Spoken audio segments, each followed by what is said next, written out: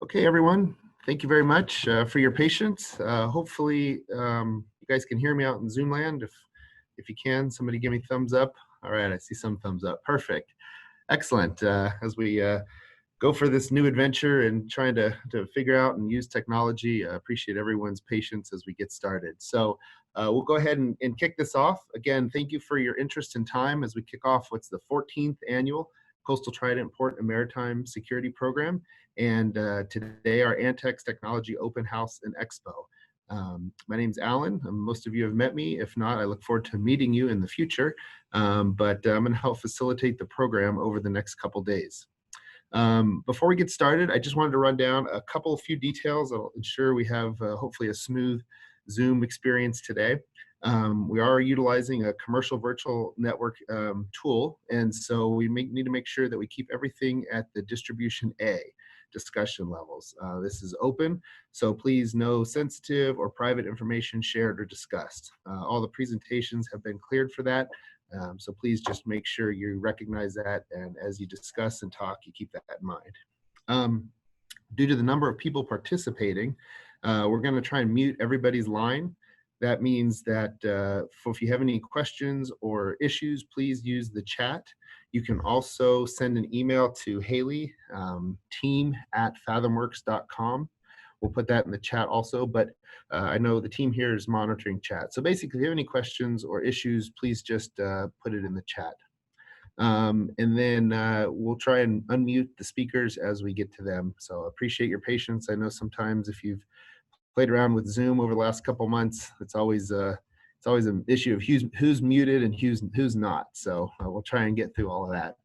You're welcome to turn your video on if you'd like. I recognize that some of you have bandwidth issues, so sometimes that causes some lags, but we will be sharing some slides here eventually, so hopefully that works for everyone. And then we're going to do some questions and answers at the end of the day. We'll wrap up here by 11 o'clock our time with Brendan kind of going over the Coastal Trident program in detail, and then open it up for questions as we wrap it up. Okay, so with that, I'd like to introduce and offer a welcome message from our port partners, from some of our other regional partners, RDP21, Matter Labs. For those of you who've been involved in the Coastal Trident program in the past, you'll know the program has always been focused on port security and has always been centered around the Port of Hueneme. So over the last 14 years, that program's grown significantly, and it's now one of the largest sustained port and maritime security programs in the country. And so although it spans everywhere from San Diego up to San Luis Obispo and ports in between, we're always happy and we're always glad to be centered right here in our neighborhood at the Port of Hueneme, and enjoying the great partnerships that we have with the leadership there. So for those of you who don't know her, Ms. Kristen Dekas is the Port Director and Chief Executive Officer for the Port of Hueneme at the Oxnard Harbor District. Normally, Kristen, you'd be welcoming us all in your beautiful port at the facility there, like we've done for a number of years. So appreciate that even though we're all scattered around in our houses and everything, we'd still like to thank you, obviously, for your partnership, and hopefully next year you'll welcome us to your port. But on that, I'd like to turn it over to you for just a minute if you'd like to offer any welcome remarks, etc. Good morning, everyone. How's everybody doing? Nice to see so many familiar faces and kick off this exciting event. Yes, thank you, Alan, for the intro. And yeah, we are disappointed we can't have you all here as we're facing this crazy pandemic and this interesting time in our nation. But I just have found that over the course of this unfortunate circumstance, everybody really is finding ways to make things happen and work. And it's especially impressive that this team has been able to do that. I mean, what an agenda you have set up. I mean, I commend Alan and Brandon and Christina and Matter Labs and everyone involved for really putting together such a fine show over the next few days. I think we're going to see a lot of exciting discussions around strategy. You know, the breakout tech sessions are going to be really backed and different, and I think are at least some format that we can really put our heads together and come up with ways that will kind of close this thing out with the discussions around community and engagement. I see my commissioner on the line too, Selena Zacharias, one of our newest harbor commissioners. How you doing? Thank you for joining us today. So I just want to give a opening welcome. Again, we'd love to have you out to the port. I know that this is going to be a really there you go. You guys are going to have a lot of blunders throughout this thing, but you're also going to do a lot of great things and come together and find solutions. And I'm really excited for the teams working here, the stakeholders. I look forward to you incubating startups and entrepreneurship and all the good things that come with this. This has been around port security, but it's really technology transfer in so many different departments, and it really does support our community and all the good work that all of you here do. So congratulations to all of you for participating. Have a really great next few days. Congratulations, and I look forward to seeing the deliverables from this exciting program. Awesome. Now you can mute me. Thank you, Kristen, and apologies. We're still struggling with this a little bit, but thanks for your patience, and thanks for your partnership and leadership through all of this. You know, we'll talk a little bit later about FathomWorks and the Ventura TechBridge and just some of the amazing things that's happening out in the port if you're not aware of it. And so encourage, you know, once we get past all this and then back to whatever normal looks like, if you haven't been out at the port facility, you're definitely going to have to come out and check it out. And Kristen and Christina and her team out there have been amazing through all of this. So big thank you. There's a couple other people I'd like to offer just a few remarks as we get started. I'm going to ask Brian Went to speak a little bit. Most of you know Brian and Matter Labs. You know, when we talk about Coastal Trident and our partnerships, they've become one of the key roles in all of this as we look at how do we, you know, from the Navy standpoint, how do we find and incubate these small technologies that might be interesting to the Navy. And so being able to plug in with Brian and the team there at Matter Labs has been great. So I'll turn it over to Brian for a quick welcome. Thanks, Alan. Appreciate it. Thanks, Kristen, for that. And sorry for the troubles, but we'll get through it though. We're really excited to be a part of this, and all the programs that we're a part of. Coastal Trident is very exciting to us, and we're excited to be more involved throughout the years and looking to have a bit more opportunity to be involved next year with hopefully getting back to some normalcy. You know, it's an important program, and it's definitely a great showcase for technology. So it's super exciting for us and what we do. We're going to talk a little bit more about our involvement and start that off actually later on day 3 with the pitchathon. So I hope you guys will stick around and join us for the closeout event on Thursday. We're going to be having some companies pitch possible exercises and other technologies they'd like to demonstrate at next year's Coastal Trident. So if you haven't submitted your applications, please do. If you guys want to tag along and just listen in, happy to have you there. And just again, want to say thanks. We're really happy to be here. Awesome. Thank you, Brian. Appreciate it. And just again, what a great part of the team. So when we talk about partnerships and things that make all of this possible, right? We got to definitely recognize Mr. Gene Fisher and from RDP 21, Regional Defense Partnership for the 21st Century. Most of us have been involved with Gene and the group there for a number of years, I guess, Gene. I know you and I go way back. So I'd like to give you a few moments to introduce yourself and provide a welcome. Well, thank you. I was thinking this morning about how we got this all started. If we go back to the roots and of the organization and the old Center for Asymmetric Warfare that we stood up after 9/11, and we went off and got funding to do these kinds of things and got it started. And I'm just excited to see how it's grown and developed over the years. And of course, Alan, you're continuing to carry it on, and Surface Navy PhD as a sponsor has become extremely valuable and has taken this to a whole nother level from where we were. And I'm excited to see how you're going to pull off this virtual meeting today. I know you guys have done a lot of work, and you found a way to carry on, and that's very important. The continuity of this organization and this event, I think, is extremely important, not only to the Navy and the country, but locally. And I also want to thank the port, because they've been involved with this from the beginning with us also. And without their support and providing a location, et cetera, it probably wouldn't have continued in the manner that it has. So I'm excited to see what you can do with a virtual meeting today. And I hope to be able to sit through most of this and be able to enjoy a virtual event. And just want to thank you again, and also the FathomWorks people, and Brian, and of course again the port, and Alan, for all your hard work, and looking forward to the event. Great. Well, thank you, Gene. I really appreciate that. And we're also looking forward to seeing how this will work. But like you said, the important part is we're trying to do something. You know, it's easy to just throw your arms up and go too hard, but there's a lot of good work been done over the last couple months, and we wanted to make sure we at least provide this opportunity, even if it's not ideal, to share that, to collaborate, to have those discussions. So appreciate your remarks there. Okay, so now if you've ever participated in Coastal Trident or ever heard of the program, you probably know Brendan Applegate. In fact, if you've participated and you don't know Brendan, then you're probably in a different program. So Brendan's led the program back since 2011, way back, like Gene said, when we were part of the Naval Postgraduate School.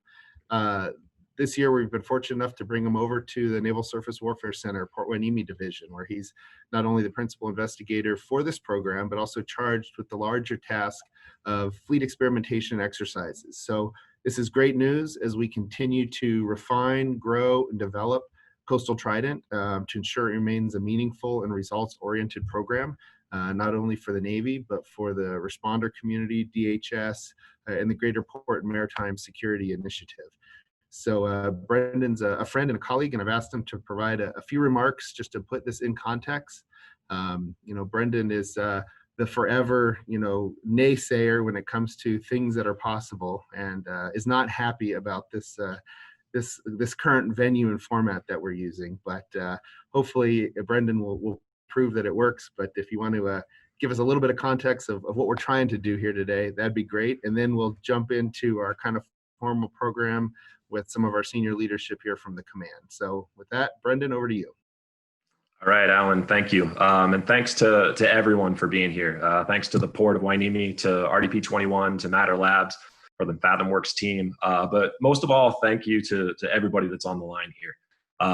Like everybody said so far, this is a new thing we're trying out.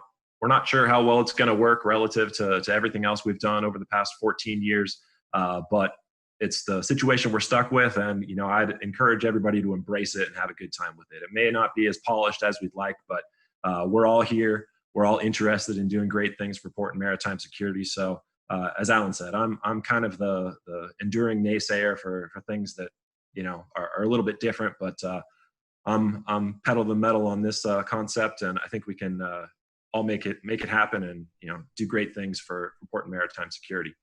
The purpose of this week's activities, why we're all here, is to create opportunities for awareness and for engagement.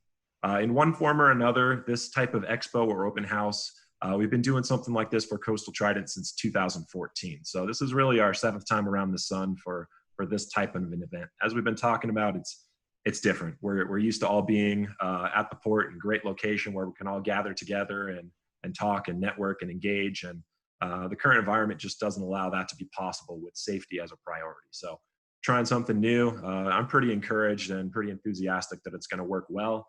It's going to be different, but you know, I saw in the chat that somebody's very excited that it allows people from around the country to participate. So there's one positive right there. So I think going forward, we'll probably be able to do something hybrid, in person and virtual, that will really allow us to take advantage of all the benefits that this kind of a venue does provide us. So like I said, I'm very encouraged by it. Coastal Trident is unique in that during execution, we never really have a large group of people in one place.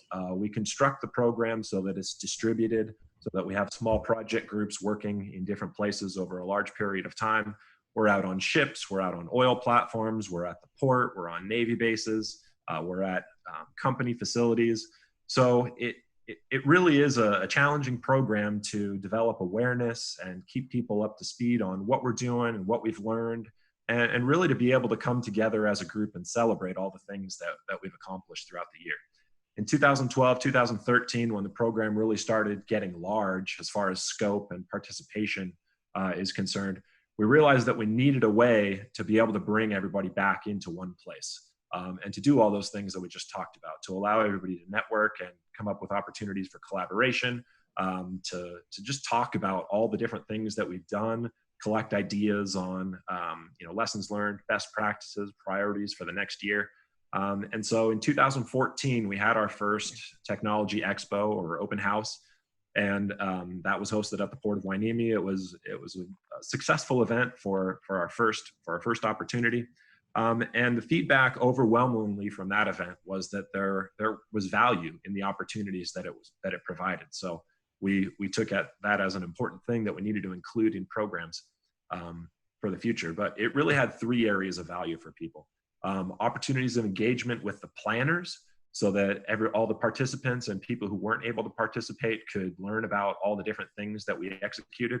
Opportunities for engagement with operational stakeholders. Those are the people out in the field doing their jobs, doing port and maritime security every day that have needs. Created opportunities for the people who develop technology to fill gaps in operational capabilities.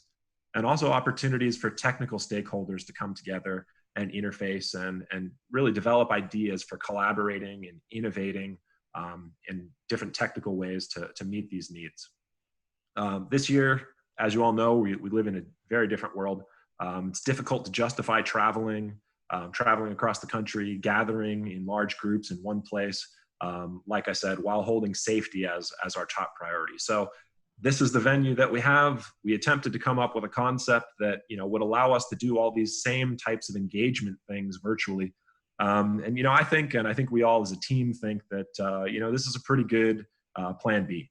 I want to thank you all for your flexibility and for your understanding as we've worked to kind of come up with this concept and implement it. If you've been involved with the planning, you know that we were supposed to have the open house on July 29th. But the world changed and we're here today doing what we can. Just to go over the agenda, the plan for the next couple of days. On day 1 today, we're going to talk about strategy. We're going to have some senior level executives from the Navy talk about what the priorities of the Navy are relative to port and maritime security and the needs of the Navy in its global operations, and how technology and ANTX and Coastal Trident fit into those strategic needs and what the priorities for technology are. We're going to wrap it up with an overview of how ANTX and Coastal Trident meet those strategic needs and kind of an overview of the program. Day 2 is going to focus not on the strategic, but on the tactical. What did we do out in the field? What did we accomplish during this year's program? We're going to hear from some of our university partners about research projects. Those are really new technologies that may eventually become ANTX and Coastal Trident projects, we hope. And then we're going to hear from some of our Coastal Trident and ANTX projects teams about what they were able to accomplish this year out in the field.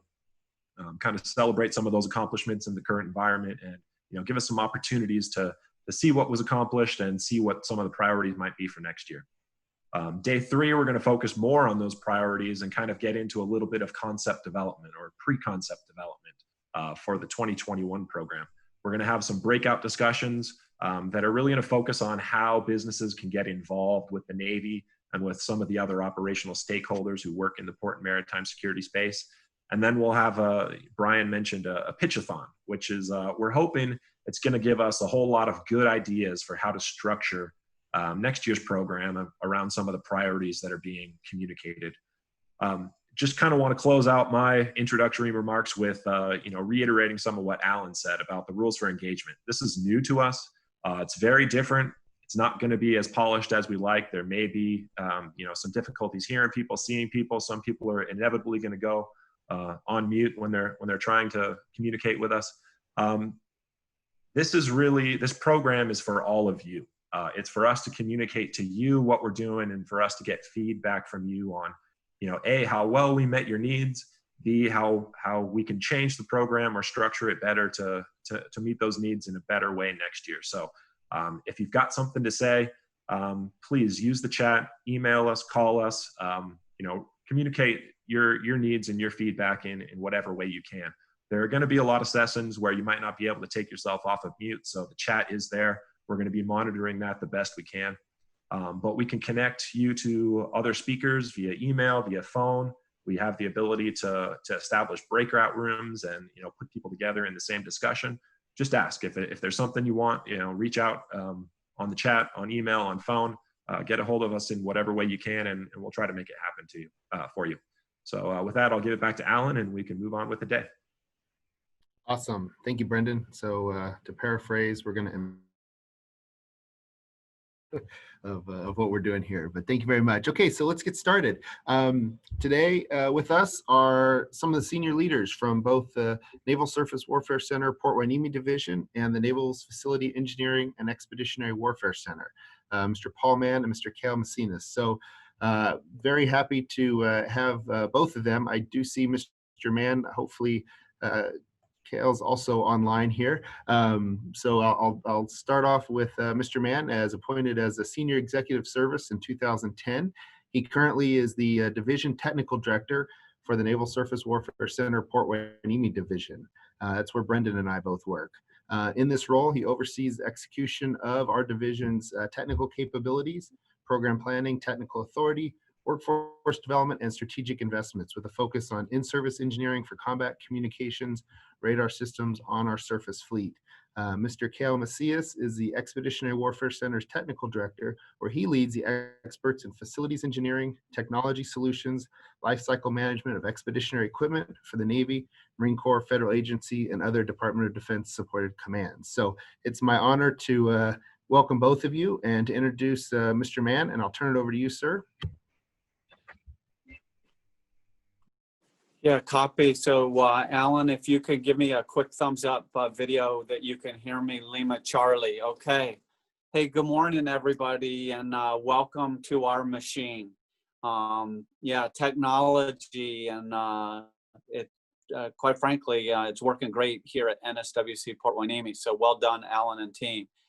Actually, the 14th annual Coastal Trident Port and Maritime Security Program is the machine, and also known as Coastal Trident.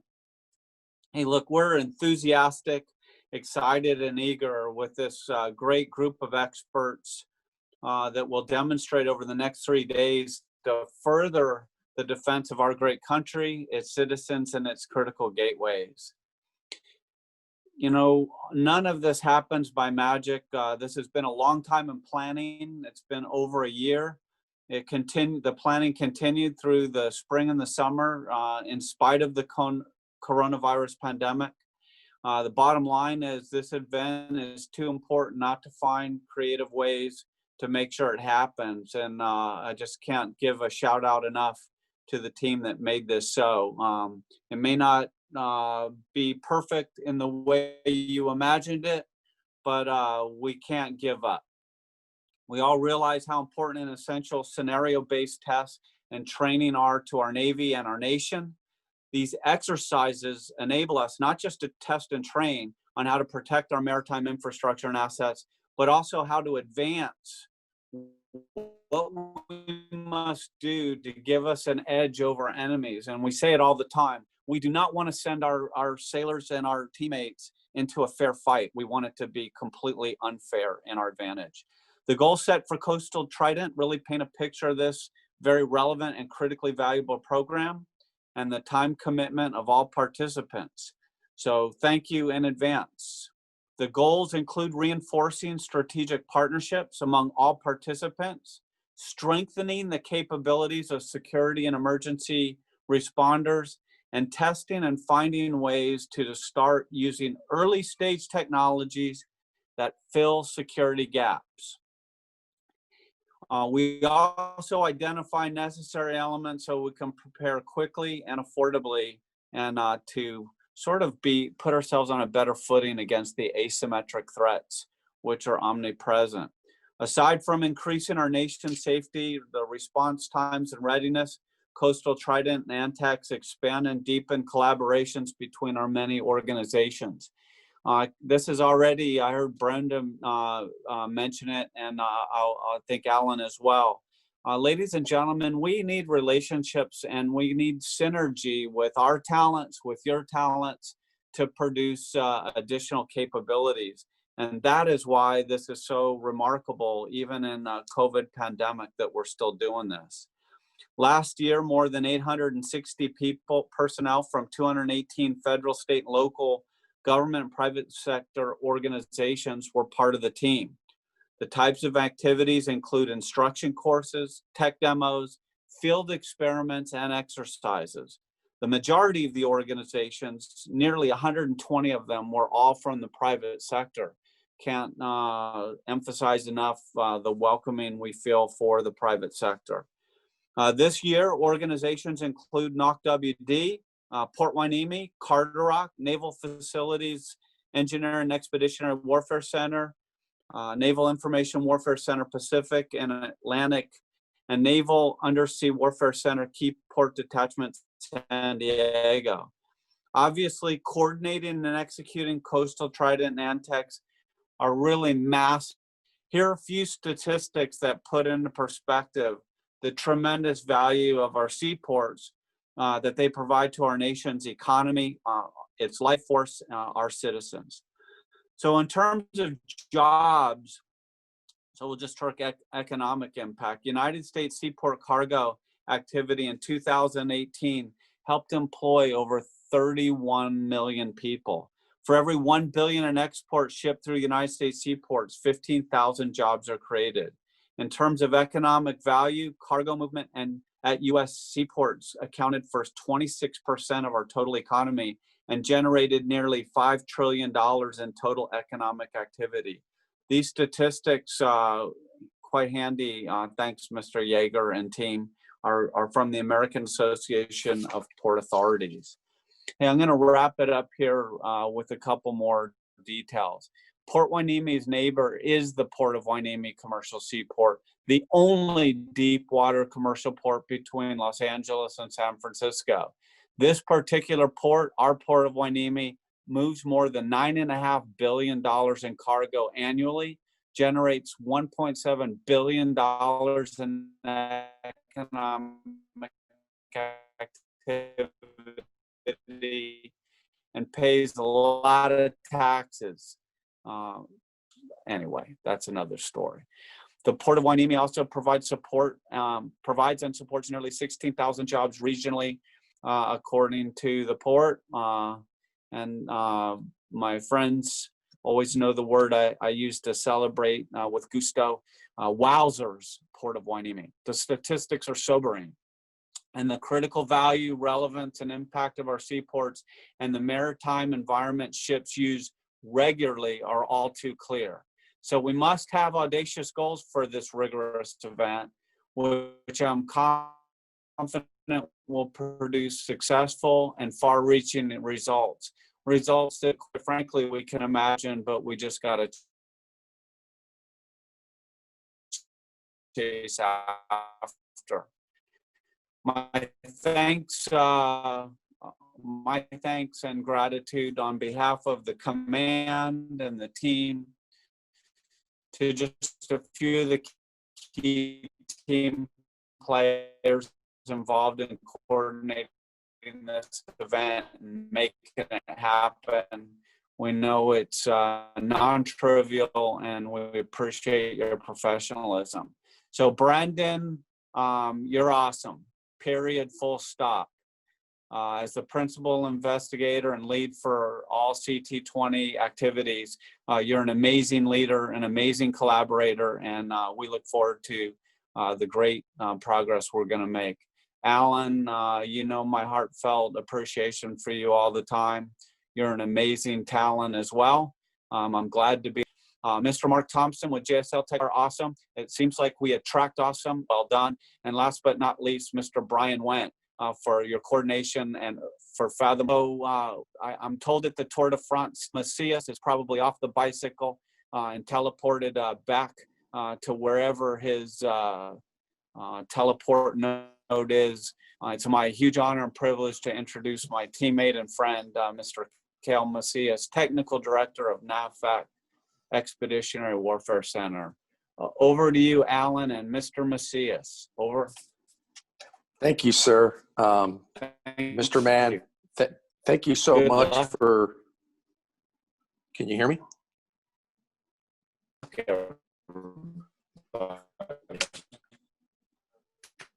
Hey, I may be experiencing a little bit of bandwidth issues. Hopefully everybody can hear me. I first just want to start with thanking Mr. Mann for his friendship, his partnership, his collaboration over the last few years. Myself and my command are really excited to be a part of Coastal Trident, and we've been participating for the last few years. We've leveraged some of our assets that we have here, our independent research vessel, to our dive locker, to our unmanned aerial system program. A good example of that is last year, we were able to do a testing and evaluation of contaminated diving. And that feedback and being able to do that here in the port was very beneficial, and will have long-lasting inputs into Navy divers and the protective equipment that they'll be using. So when I look at this year's technology focus areas about maritime security, such things as operational response to port and maritime incidents, port security and critical infrastructure protection, unmanned system applications, digital engineering and information dominance, maritime communications and domain awareness. These areas are so critical for what the Navy needs and where we need to go. So just to put it in perspective, here at the Engineering and Expeditionary Warfare Center, we're the only warfare center within NAVFAC, and NAVFAC as a SysCom supports the Naval Expeditionary Combat Enterprise. And one of their key priorities over the last few years has been port damage repair. So as I look at Coastal Trident, what a great opportunity to look at technologies, work with industry, and try to figure out how to innovate that. So when we're looking at port damage repair, two major pieces to it. The first being is quickly assessing, being able to assess what is still operational and what is repairable. So as you look at that, being able to quickly do that becomes very important. And it's anywhere from being able to identify structural capability as well as navigational issues and other things that may be on the seafloor around there that could be dangerous. And then, of course, the second piece is being able to repair that capability, just that needed capability, so that our naval forces can continue to operate, whether it's here CONUS or OCONUS. And in the past, being able to do that has taken us weeks to months. We are now looking at hours to days. So technology is going to be really important as we look at that and being able to get that capability back. Really important for us. This year, we are participating in a couple exercises. Module 1.4, underwater search and recovery exercise, and being able to respond to a vessel incident. Our master diver, Mick Vicker, and our EXWC dive locker are going to be looking at that. I believe we're going to be doing that earlier next calendar year, but the importance of that is being able to quickly find something, whether it's something you need, whether it's something you need to recover, or being able to locate a navigational issue or something else. Really important. The second piece that we're also doing is Module 3.3, aerial survey using an unmanned system by Dr. Pan. What we're going to do over the next few days, I believe this weekend, is survey the port and not only have high resolution photography, but be able to link that to GPS as well. So when you look at that capability, again, really important as we tie back, being able to understand what kind of capability we have at a port, whether it's here CONUS or OCONUS. The other thing to consider, just look at what's happening right now in the world with natural disaster, natural events. So NAVFAC is a key responder to that. So if a hurricane, a tsunami, or earthquake, or extreme weather takes a port out, having these technologies and being able to respond is really critical. And you're seeing that right now with unprecedented amount of storms hitting hitting the Gulf in some other areas. So the other thing I want to talk about, which Mr. Mann mentioned too, participating in Coastal Trident has led to a lot of collaborations and partnerships. So when you look at the Chief of Naval Operations Strategic Guidance designed for maintaining maritime superiority, a key element of that is expanding our network of partners. The ANTX and Coastal Trident serves exactly that purpose. And, you know, as Mr. Mann was talking about, diversity is key, diversity of thought, diversity of background when it comes to innovation. And that's what this event supports as we look at not just the multiple warfare centers Mr. Mann discussed, but industry and academia in that partnership. And I've seen some great things come out of this venue over the last few years. Technical demonstrations and small business innovation awards and contracts with Coastal Trident exhibitors have been going on, especially in unmanned and other materials type processes. And again, that's key to expanding our network of partners. The other piece too, as I look at FathomWorks and NavalX and how they're integrating as well, what another great capability. One of the things we've been able to leverage across both of our warfare centers is science, technology, engineering, and math. You know, so now through these events and these capabilities, we're inspiring a future workforce. So critical for us to be able to compete with our competitors and ensure we've got STEM majors degrees grown here organically to help us keep moving in pursuing technology innovation.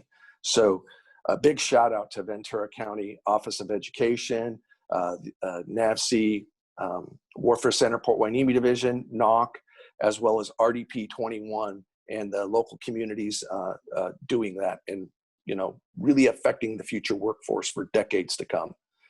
And a couple STEM projects, you know, we'll talk about in partnerships that we've done, you know, as this launch point is we got Sea Glide competition and other unmanned projects that we're going to be doing with elementary, middle school, and high school. So again, all about affecting that future workforce.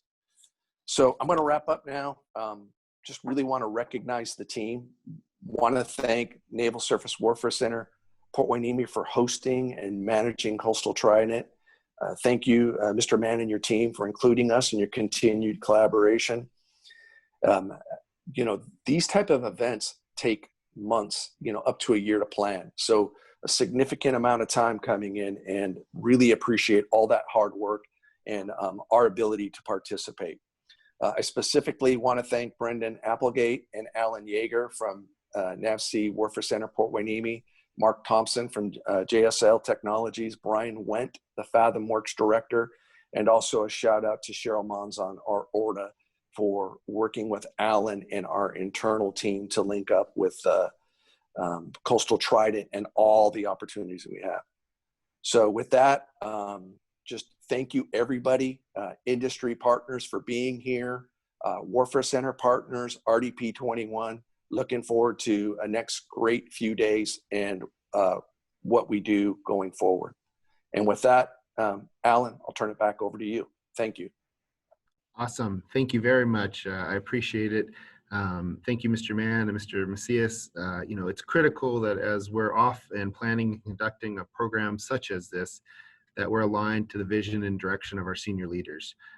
So a big thank you for your time this morning, both of you.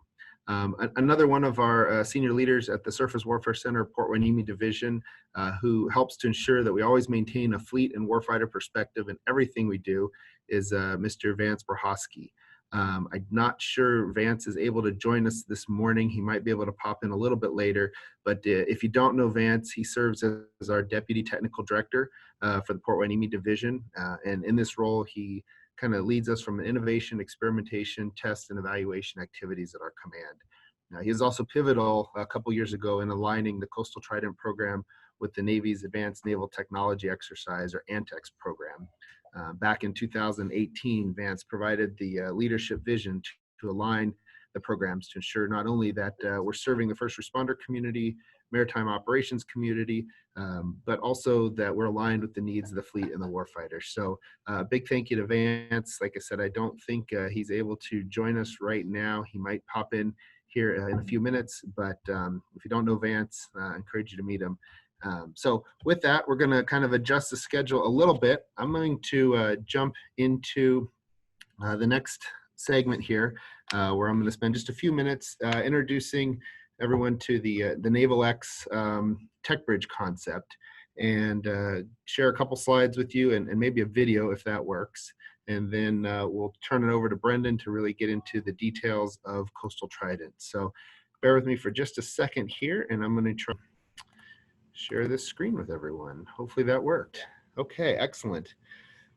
So when we talk about the program, we talk about Coastal Trident, we talk about ANTX. One of the things that we've always done and been involved in is this idea of, accelerating the capabilities to the fleet and the warfighter, and providing a mechanism to do that. So this year, we're really excited that we were able to firmly establish the Ventura TechBridge and the FathomWorks lab at the Port of Hueneme. So I'm going to spend just a few minutes kind of giving you a little bit of background on what NavalX is from a kind of high-level perspective, and then how that relates to what we're doing here in this program and today. NavalX was formed back in 2019, early 2019, under Assistant Secretary of the Navy for Research, Development, Acquisition, Secretary Gertz, as really a platform that connects people, increases partnerships, collaboration. We talked a little bit about, Mr. Mann and Mr. Macias talked about the partnerships with traditional, non-traditional partners, fostering the innovation, accelerating discovery. So the things that we've been doing, in this region and in this community for a number of years, that was really kind of formalized under the Naval Agility or NavalX program back early last year. If you can see on the slide there, we have this kind of innovation pipeline, and I stole this from NavalX, but it actually fits perfectly into what we do here.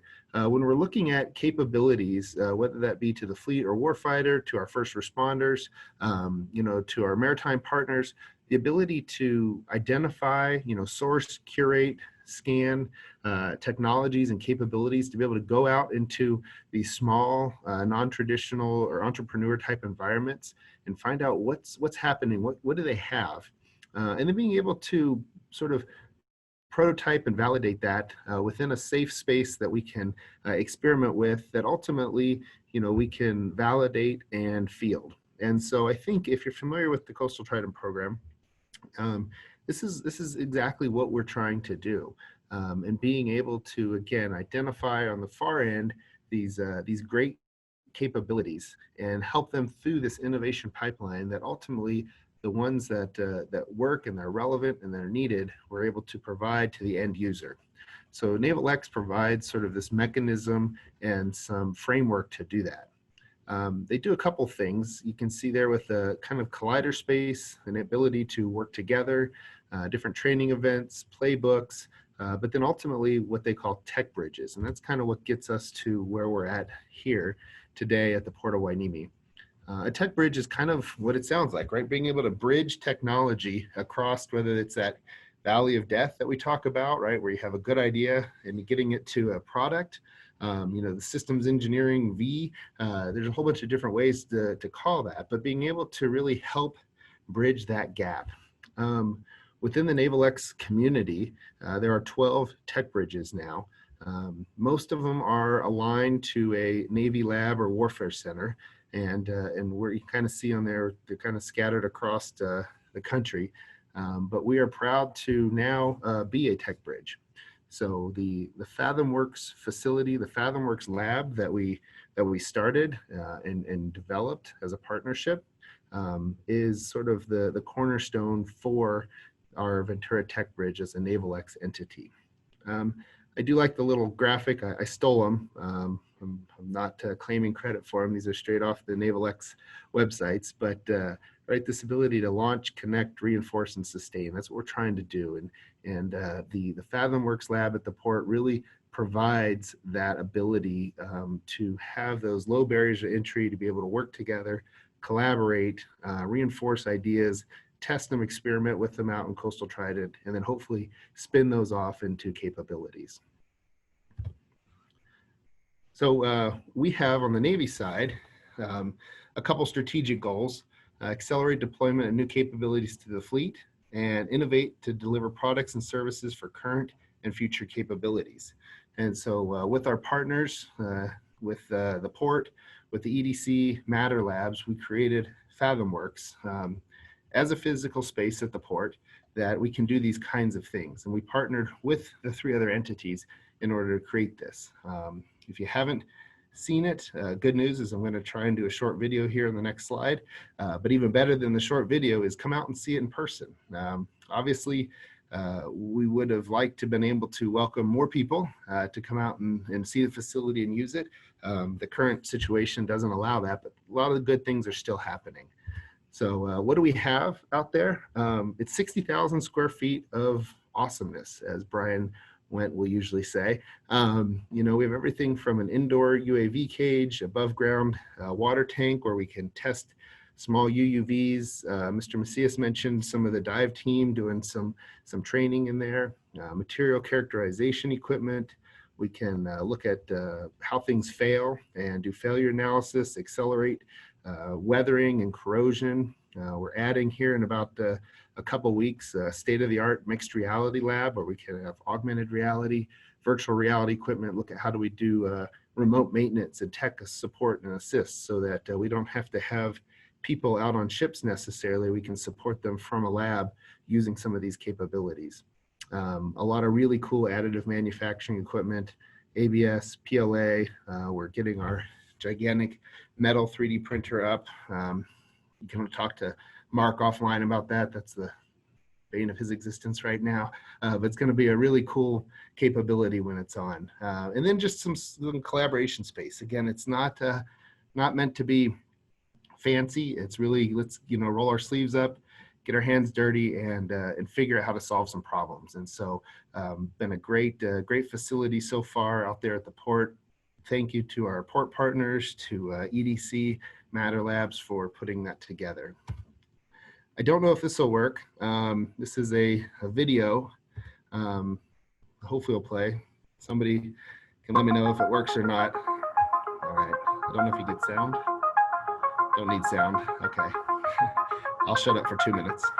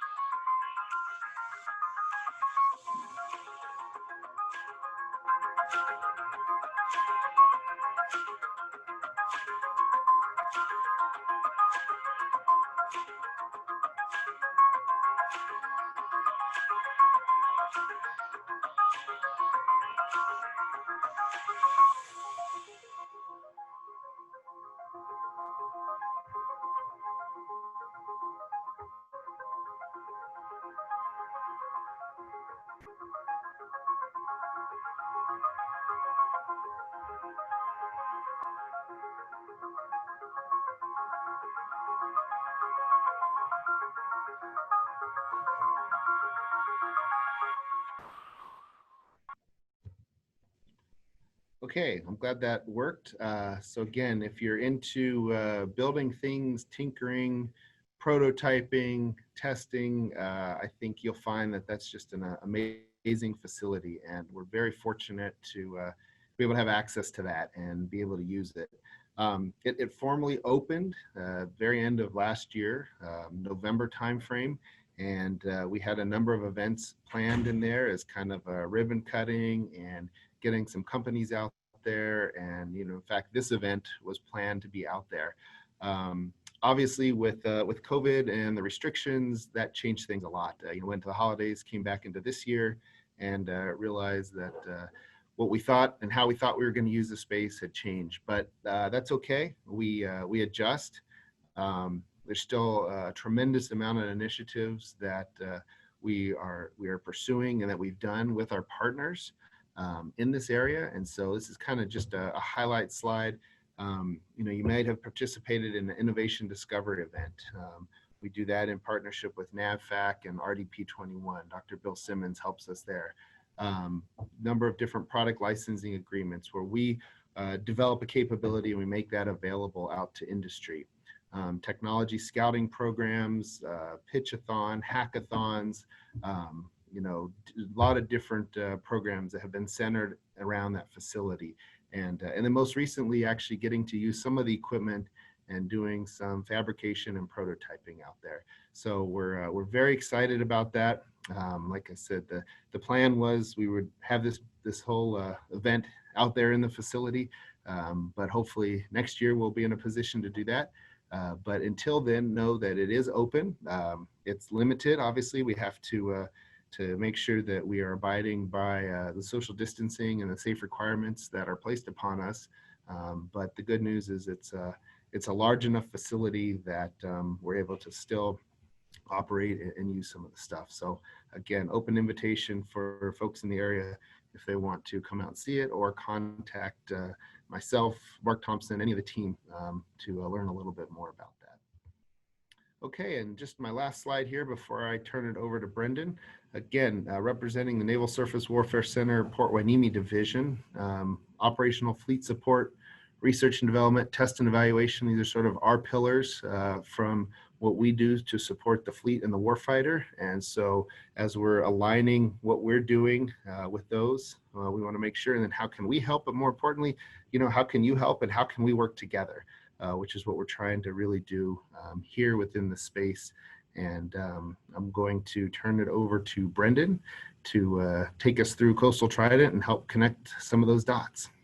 So like Alan said, glad to be back. My name is Brendan Applegate. My title at the Naval Surface Warfare Center, Port Hueneme Division, is the lead for fleet experimentation and exercises within the Office of Technology. That's a new position for me as of the end of May. Most of you who have been involved with the Coastal Trident program know that ownership of that program has evolved over the years. Started at NAVAIR at the Center for Asymmetric Warfare, continued with the Naval Postgraduate School as the Center for Asymmetric Warfare transitioned out of NAVAIR, and then came with us and our team to GT2's Center for Threat Management for a short stint as a nonprofit organization before we brought it back to the Surface Warfare Center. So thanks to Alan and the team at the Surface Warfare Center and all of our partners at the Port, RDP21, EDC Ventura County, and Matter Labs and the FathomWorks organization for sticking with us, helping carry this program forward. It's been a long time running. We've been running this program since 2007. I've been involved with the program since then. I've seen it grow a lot. I've been personally leading the program since 2011 and seen it grow, relatively even more in that time. So I am very excited that it's still going. It is, one of my passions to run and plan and conduct this program and see all the neat things that we can accomplish. So happy to talk about the overview, kind of the background and what we try to accomplish, why it's unique, why we think it's a really significant program, important maritime security. And then tomorrow we're going to talk about all the things that supplement that background with what we've accomplished this year. So I think we have a little bit of extra time on the agenda today, unless Vance is able to join us later. So I'm going to take my time through these slides and give everybody the opportunity to ask me some questions in the chat if you have questions. Let's take this as an opportunity to make this an interactive discussion if we can. So if you have questions, I'll try my best to monitor the chat, or somebody can pipe in and just give me a heads up that there's a question. So Alan, next slide, please. Okay, program background. So Coastal Trident is what we call an operational research program. It's a research program that's not really focused on lab capabilities or doing things in a controlled environment. we try to put things out in the field and recreate operational or scenario-based conditions as much as possible. We do conduct it on an annual basis. Like I said, we've been conducting it since 2007. So this is our 14th year, and it's focused on the area of port and maritime security. So obviously that's a broad subject area filled with a lot of potential threat vectors. We're talking about what we call asymmetric threats. So you've heard that a couple of different times. What we mean by asymmetric threats are really it's a threat where the cost or the effort to present that threat is disproportionate with the cost or the effort to counter that threat. So we're talking about things like natural disasters, industrial accidents, terrorism, civil disturbances, pandemic disease, cyber attacks. If you think about those types of threats, these are threats that really not one organization has the capability or frankly the capacity to address. It requires lots of different types of organizations to come together to counter these threats. And so focused on port and maritime domains, these are the kinds of things that Coastal Trident was developed to address. The program is sponsored by stakeholders in military operations, primarily the Navy, sometimes the Marine Corps, Homeland Defense and Homeland Security. So we're talking about organizations like the Coast Guard, Customs and Border Protection, Transportation Security Administration, but also non-traditional response organizations like the Department of Energy, like NOAA, like state level fish and wildlife organizations, and then critical infrastructure protection, which brings in a whole bunch of different types of special districts and private sector organizations as well. Like I said, Coastal Trident is conducted to counter asymmetric threats to maritime operations, to commerce, to critical infrastructure, kind of that whole span of operations in those domains. And really what we're looking to do is advance the state of the art. What we mean by that is improve proficiency in those domains. The port and maritime domains, they're physically challenging, they're physiologically challenging, they're technically challenging. If you think about all the different types of things that happen in those domains and the tremendous lack of infrastructure that there is out on the ocean to support those operations, especially in response to a major incident, it's a very challenging domain. So we try to get people and technologies and systems, capabilities out in that environment as much as possible, put them under stress, under scenario-based conditions, and see where those capabilities break down so that we can improve them. But also get people the opportunity to climb around on ships, climb around on oil platforms, operate with each other on commercial ports and military bases, so that they're not exchanging business cards for the first time after a major incident. So they're testing their plans for interoperating and responding collaboratively, just improving proficiency in every sense of the word in these challenging domains. Another thing we're trying to do to advance the state of the art is increase access and awareness to port and maritime security capabilities. So we work with a lot of really specialized organizations operationally, but also a lot of really specialized technologies that have tremendous capability to enable and multiply forces in the port and maritime space. But because they're specialized, they suffer from sometimes a lack of awareness in the port and maritime security community. So people might not know that they exist. People might not know how to reach out to them. And so one of the intents of Coastal Trident is really to make those connections and increase awareness and create opportunities for access to those capabilities in these spaces.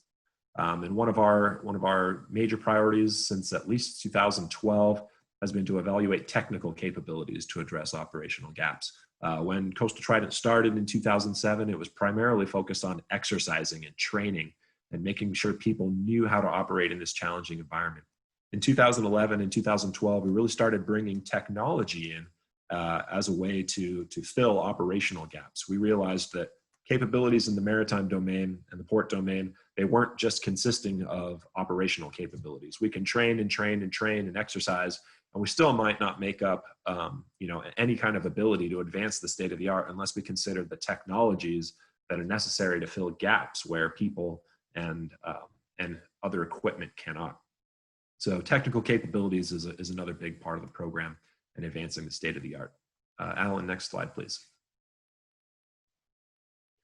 So a little bit more on the background. I've talked a couple of times. Coastal Trident was established in 2007, and it was focused at that time in assisting the Port of Hueneme in fulfilling their annual exercise requirements. They have a requirement to conduct a security exercise every year, and so Coastal Trident was stood up as the venue to achieve that, but also to help familiarize all the different response organizations, most of which are land-based, on how to respond to an emergency in the port, which is a very industrial environment, and being a seaport also contains ships, and so you know, it's a kind of foreign environment for land-based organizations where they don't have a lot of real-world incidents. The ability to train and exercise in those environments that they don't have access to otherwise is a very important thing. So Coastal Trident was stood up initially to satisfy those needs.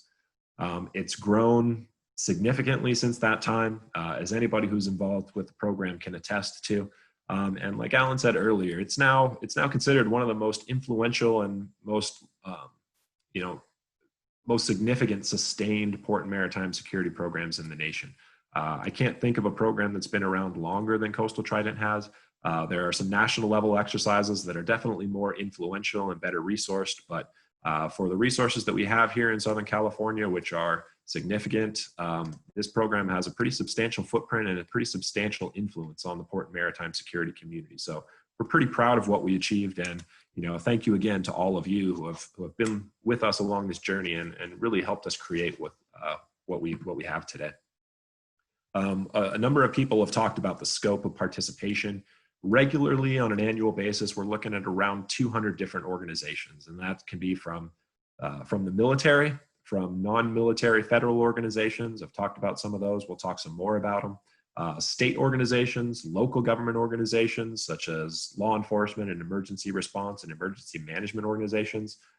Very significant participation from the private sector. Not listed here, but also, pretty impactful can be some international governments and international corporations that really, as allies in the port and maritime domains, which are obviously global challenges, can be very important. They can bring us a different sense of perspective that we might not otherwise have.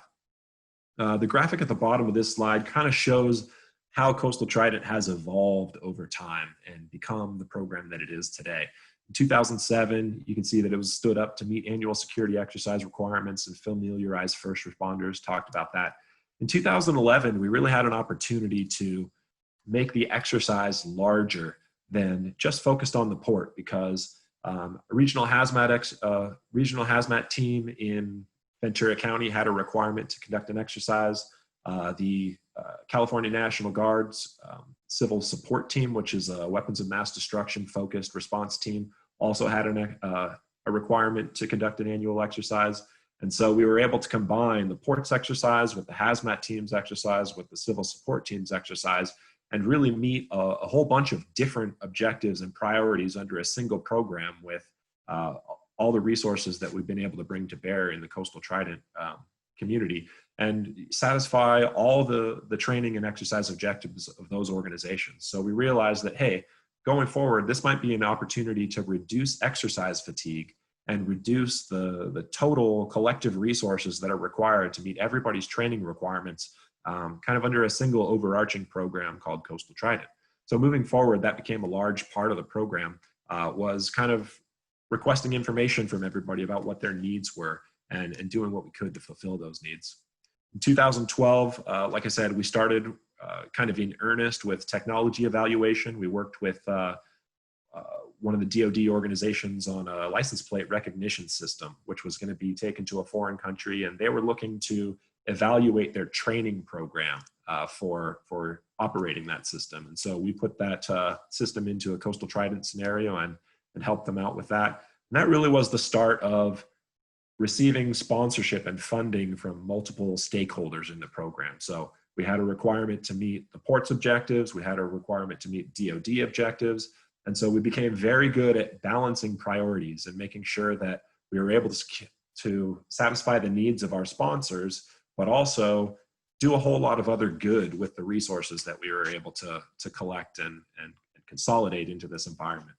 And so this is the time. You'll see 2012 as kind of the starting point of when the program really started to accelerate in scope and influence. And it's kind of just been taken off since there.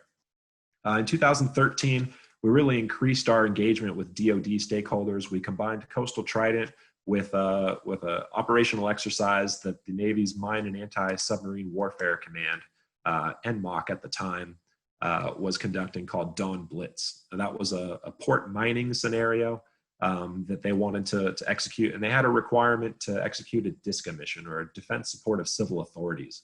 So they saw Coastal Trident as a really good interagency exercise and a good venue to pop their exercise down and say, hey, we need a unified command post consisting of, you know, local and state and non-DoD federal government partners, and we really like it if you could facilitate that scenario for us. So we were able to do it. It was a very successful exercise, and it really increased the amount of resources that DoD brought into Coastal Trident, and really increased the amount of influence that DoD had on the objectives that we set out to achieve.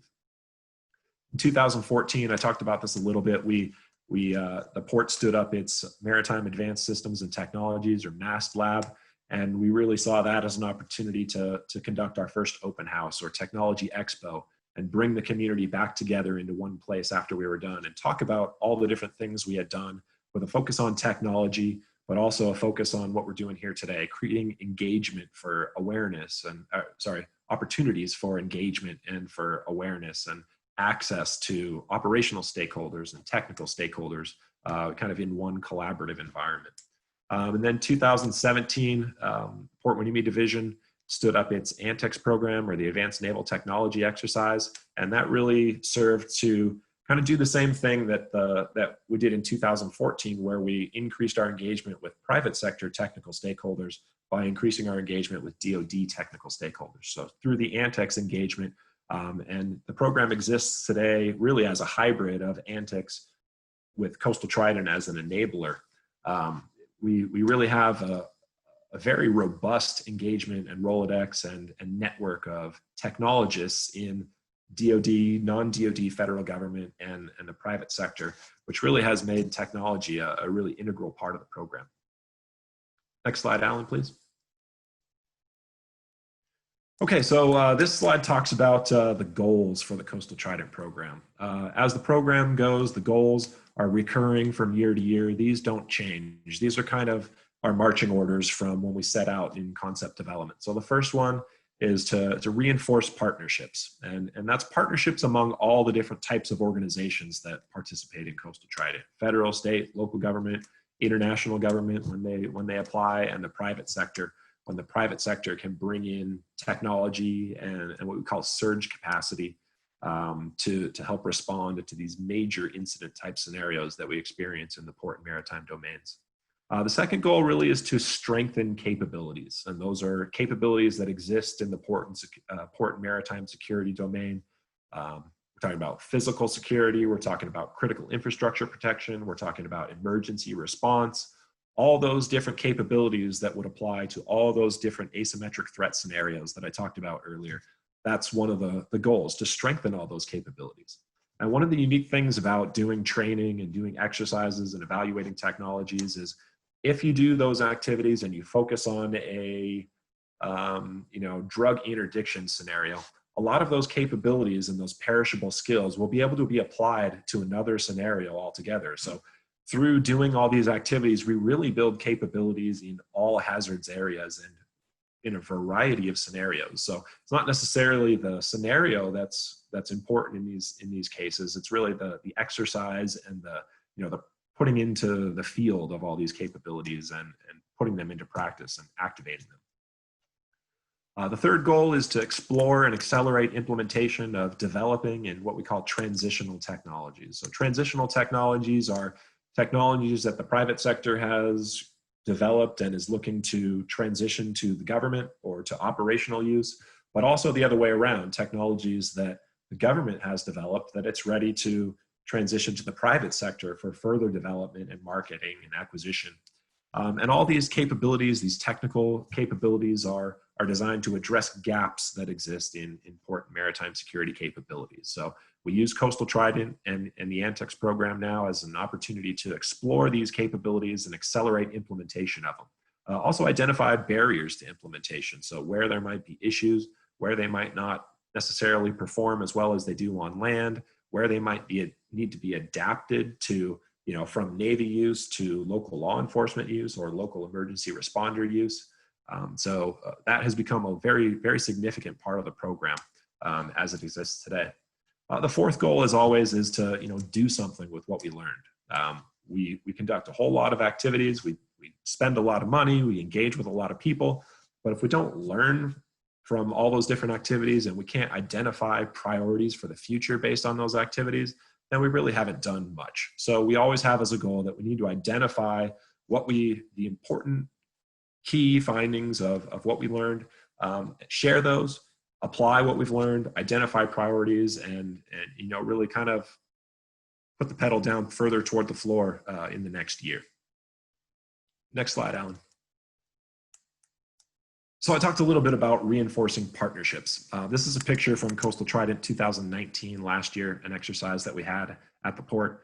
And this picture I like to use to show the importance and really what Coastal Trident is able to do in reinforcing relationships. So in this picture, you have FBI hazmat personnel, you have local fire department hazmat personnel looking at a simulated dirty bomb at an incident scene that consists of shrapnel and a whole bunch of other equipment and stuff that was placed by Navy Construction Battalion and Navy divers.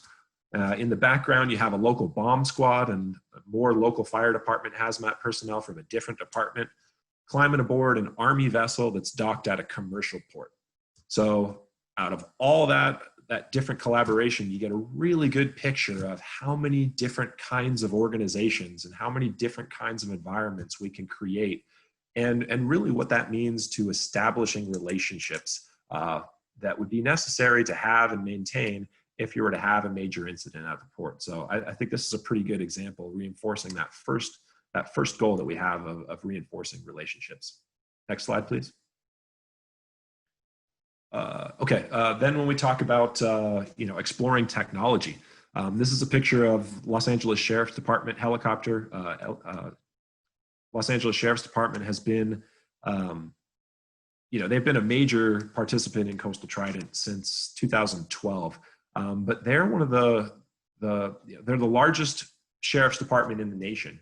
But one of the issues that they have is they have no formal interface to science and technology and research and development communities. So they have a very large scope of operational responsibility that extends pretty far out into the maritime environment, especially when you consider that Catalina Island off the coast of Southern California is part of Los Angeles County. So they have a lot of operations that they need to conduct on and over and around the water, where technology has a really important role in filling gaps. But they don't have a way to communicate the technology needs that they have to anybody who can help them develop them, at least in no formal interface. So if you look at the Navy has the Office of Naval Research, they have the Naval Research Laboratory, they have a very robust development community for technology. The Navy can go to those organizations and say, hey, we need this technology. But an organization like LASD is limited really to what they can buy off the shelf, what has already been developed for other purposes, and hope that they can adapt those systems to meet their needs. So Coastal Trident, we really try to create an opportunity, again, to engage the technical people who can develop capabilities to the operational stakeholders that need these capabilities but might not have another interface for engaging with those technical subject matter experts. So that kind of reinforces that third goal of ours to create opportunities and examine technology, really to create opportunities for engagement and for these organizations to communicate their needs to the people who can develop the capabilities. Next slide, please. Okay, talk a little bit about alignment. We've talked about how Coastal Trident meets a need by consolidating resources and consolidating requirements and limiting exercise fatigue. But we do that through a couple of different alignment opportunities. The first we've talked a little bit about today, Port Hueneme's Advanced Naval Technology exercise that was stood up in 2017. This is really the Navy's opportunity to inject technology, experimentation opportunities, and objectives into Coastal Trident. The Navy has a very robust technical development, technical research community, and in a lot of cases, what they find lacking is venues to experiment and take those technologies out of the lab and put them into the field. And that's what the ANTX program was initially developed in a number of different warfare centers to achieve, is that field environment to accelerate the knowledge in scenario-based conditions of where technologies work, where they don't work, where development needs to be focused. And so at Port Hueneme, that their ANTX program is aligned with Coastal Trident so that they can take advantage of this venue that we've worked on establishing over the last 14 years and all the people that come together to collaborate in that environment and really take advantage of that as an opportunity to conduct field experimentation. We also have alignment with the training and exercise requirements of stakeholders in the public sector. So we talked a little bit about how in 2011 we combined exercise initiatives, and we really take that to heart as one of our really significant impacts and one of the things that makes Coastal Trident unique. So we always go out in concept development with an invitation for participants to submit their requirements or their priorities or their objectives. And we do everything we can with the resources we have to help them to meet those needs and satisfy those requirements. So that could be training, that could be exercising, that could be them looking for a specific piece of technology to meet a need that they have. By aligning our program with those requirements, we really meet a unique need as a program. And then Alan talked about the Ventura TechBridge at FathomWorks that aligns Coastal Trident with a lot more of the private sector and also the DoD technical innovation and implementation initiatives. So I don't think I really need to go into that anymore, but by aligning Coastal Trident with these priorities, we're able to maximize the benefit and really create a program that's a lot more than the sum of its parts, especially when you consider that what this does is it limits the exercise fatigue because people don't have to participate in 10 different programs where they can meet their need in one, perhaps. But it also provides access to a whole bunch of different resources that participants might not otherwise be able to access. If you have, for example, a local fire department planning a training exercise, they might be able to meet their own needs, but they might not be able to coordinate with other organizations that they would have to collaborate with.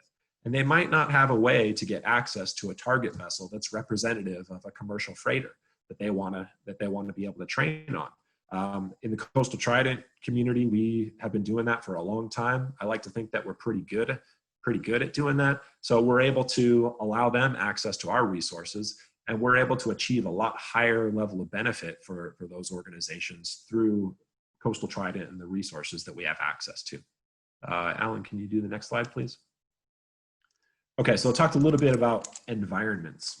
One of the things we really like to do is create as much realism and as much benefit to the environment as we can. So this is a picture of this is platform Gina off the coast. I know it says Edith, but it's Gina, right off the coast of the port of Hueneme. But one of the exercise activities that we had planned for Coastal Trident 20 was aboard platform Edith, which is off the coast of Huntington Beach. We unfortunately weren't able to execute that exercise, but the point of planning it aboard an oil platform was to create a remote, austere industrial environment that's extremely challenging and extremely unfamiliar for land-based and maritime organizations to exercise in.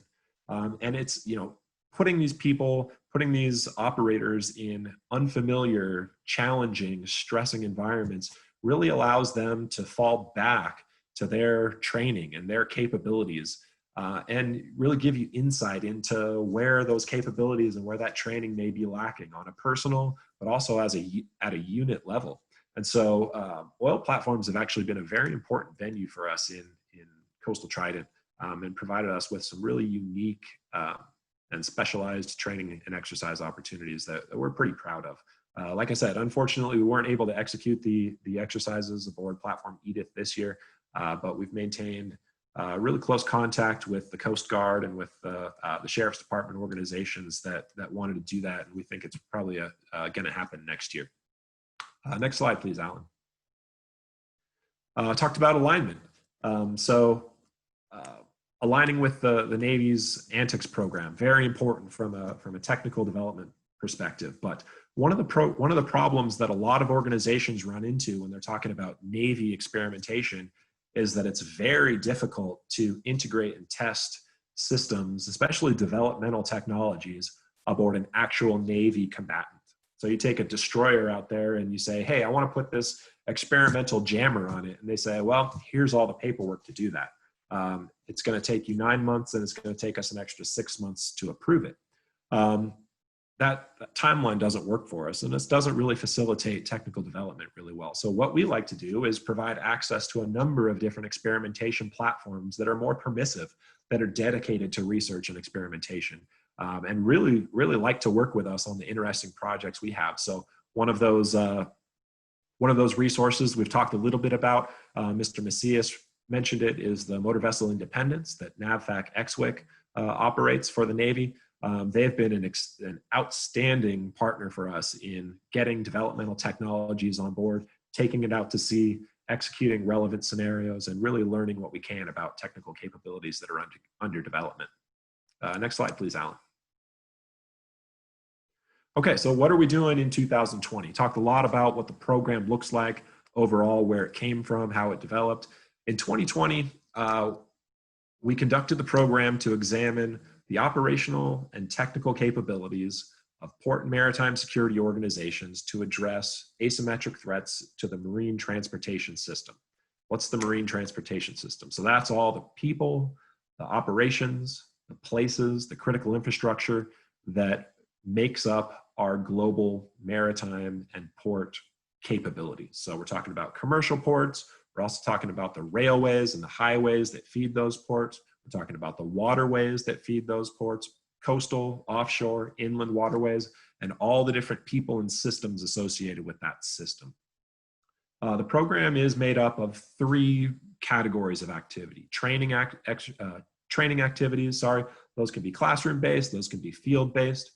Field experimentation activities, again, those have 2 scopes. Those can be technical demonstrations where a technology is brought and put into the field and activated, essentially. Experimentation is a little bit more focused on scenario-based evaluation, really seeing where these capabilities break down. But the key here is getting technology out into the field in a scenario condition. And then exercises where we bring all the end users and all the stakeholders together to put into practice a scenario and see how these agencies and these organizations interoperate, how they collaborate, how they organize effectively and equip themselves effectively to solve major problems out in the environment.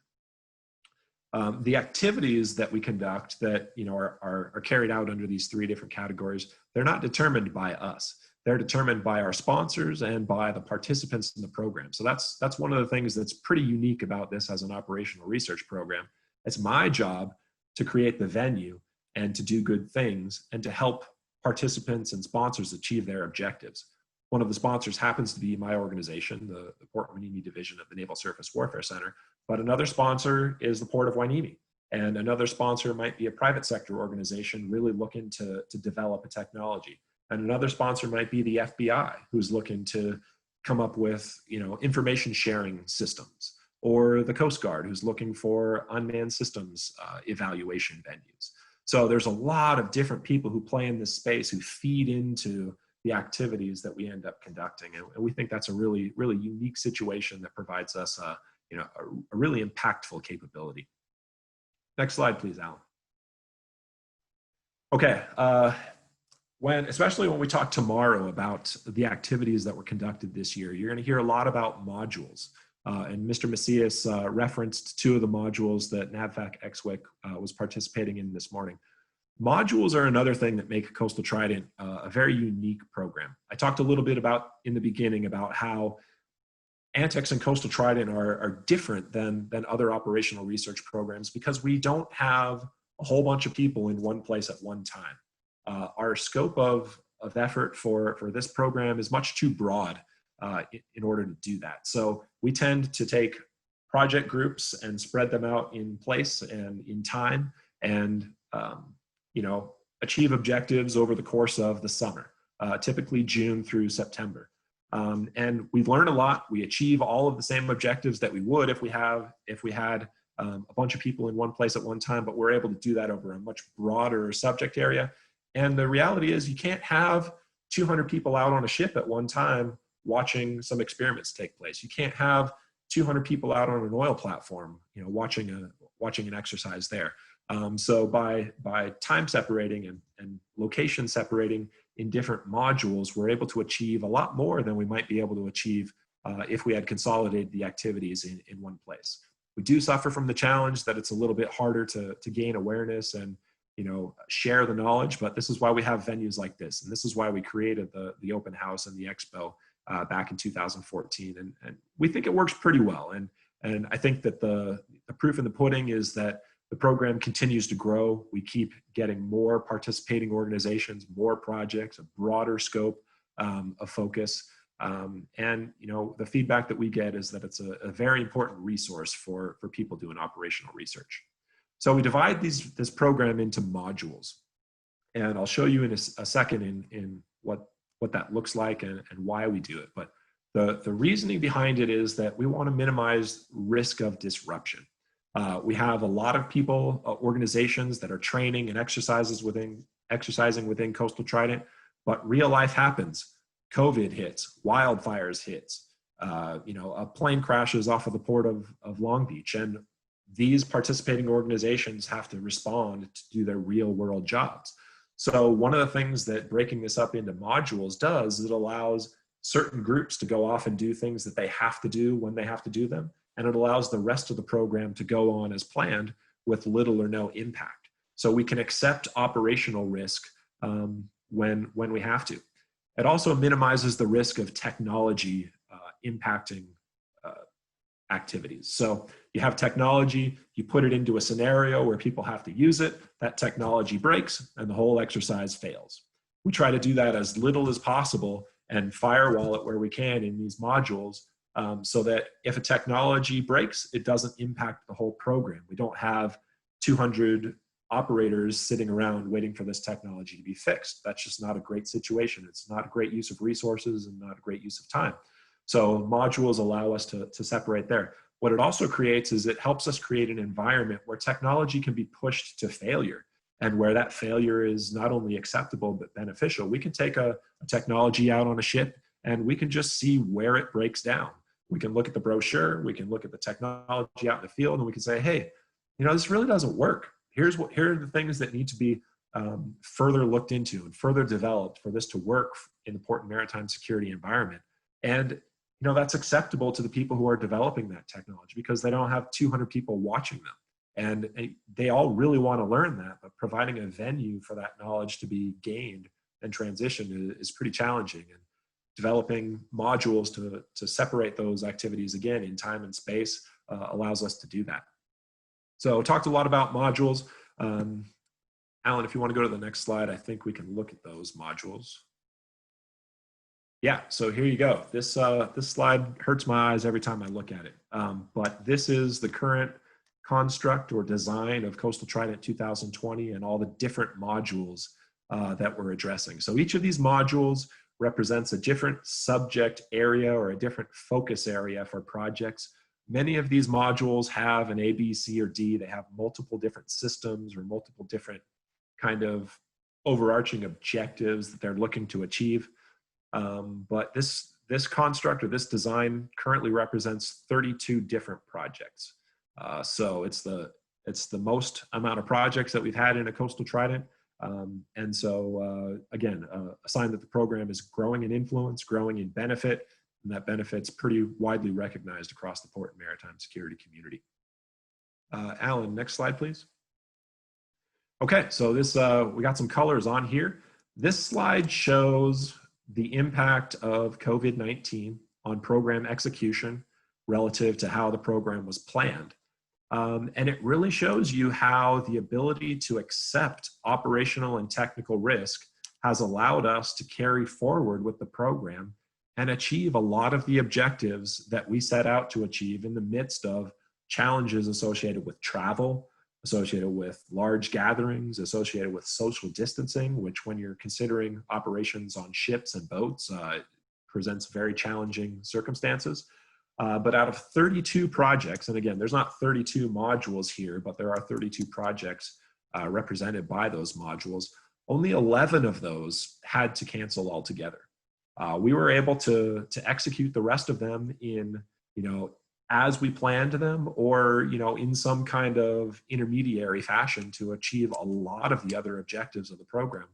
And when you look across the ANTX community and the exercise and training community in 2020, you'll find that that's a very unique case. Very, very particular to the way that we design and execute Coastal Trident.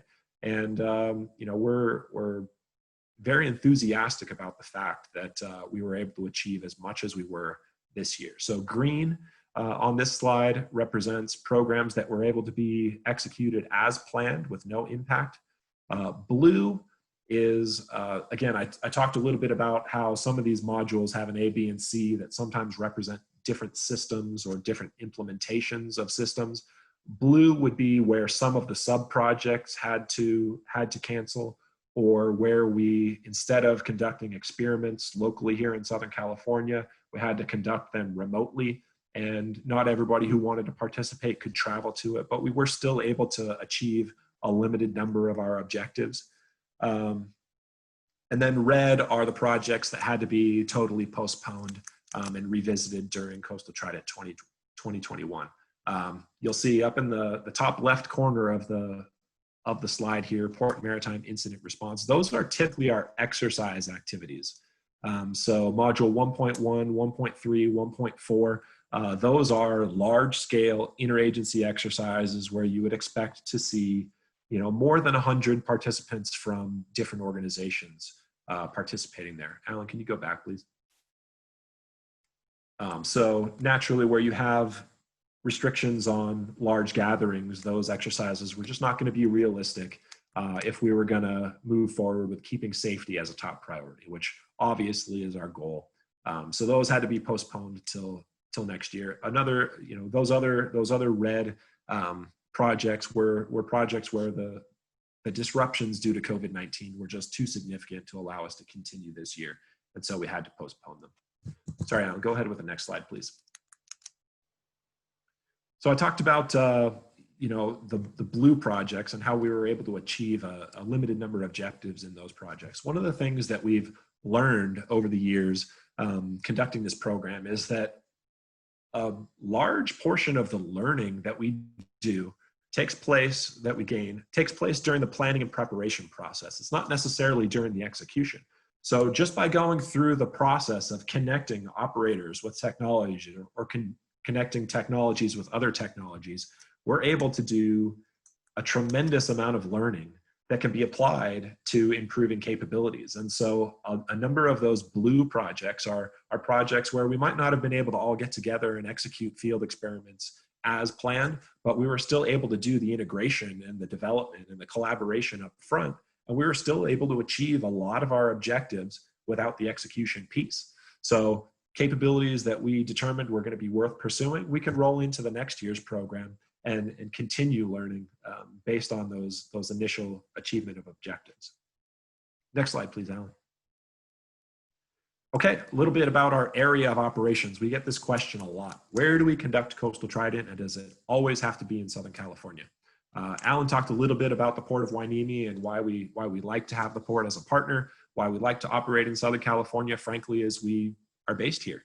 So it's easy to go out into our backyard and conduct activities throughout the year. It's also easy for us to establish and maintain relationships with all the different operational and technical stakeholders in Southern California. But we have executed Coastal Trident in the past in Hawaii. It's been done on the East Coast.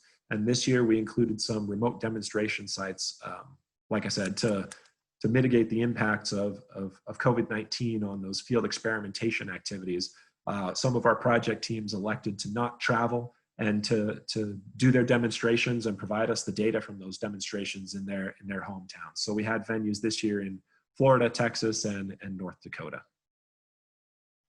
Next slide, please. Should be a little bit more detail. Okay, so here's a little bit more detail on what we've done in Southern California. You can see that operations in Southern California extended from San Diego all the way up to Ventura County.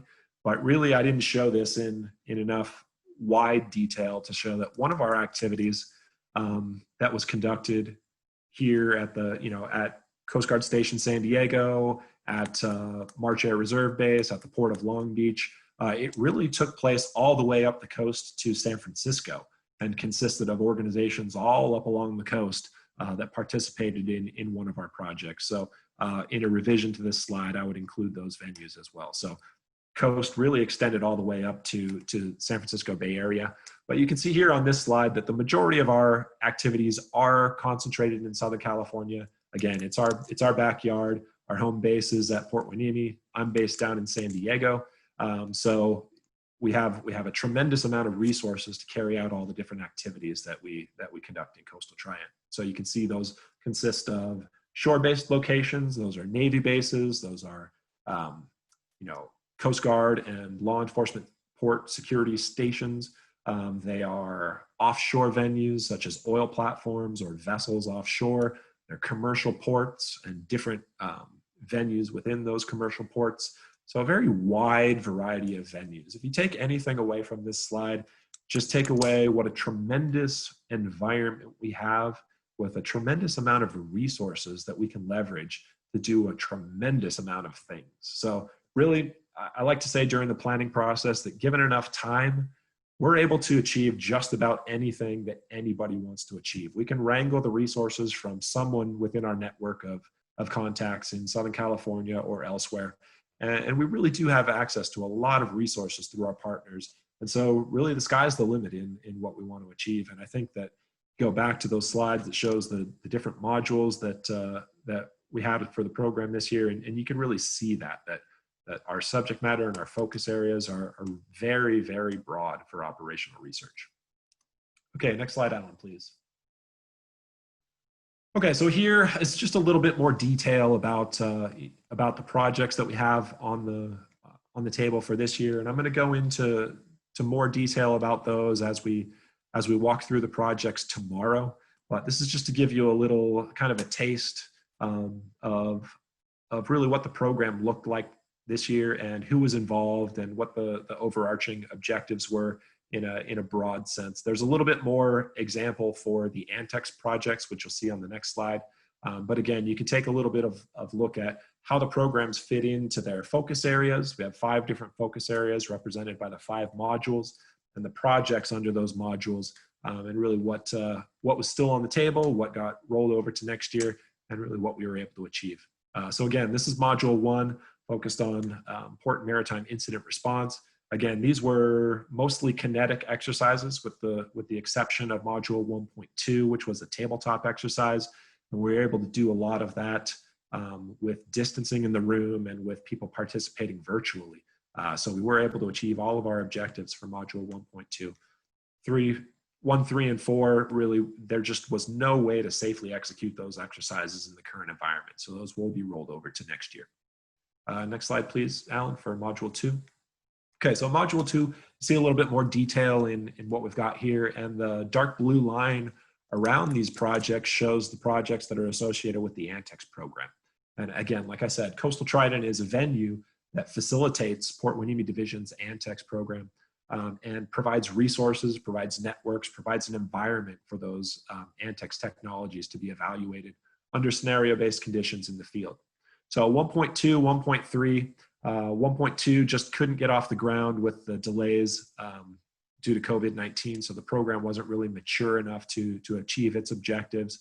1.3 also was a little bit too ambitious for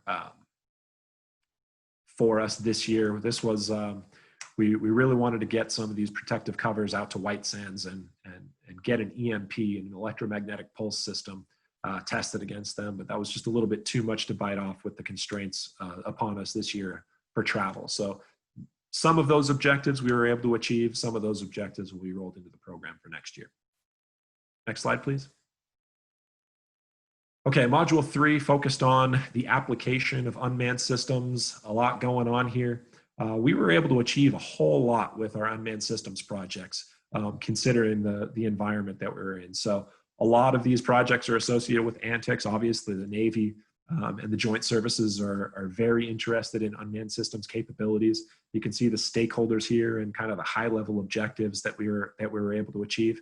But a lot of things learned in the application of unmanned systems this year. So we're really encouraged that we were able to achieve a lot of our objectives here.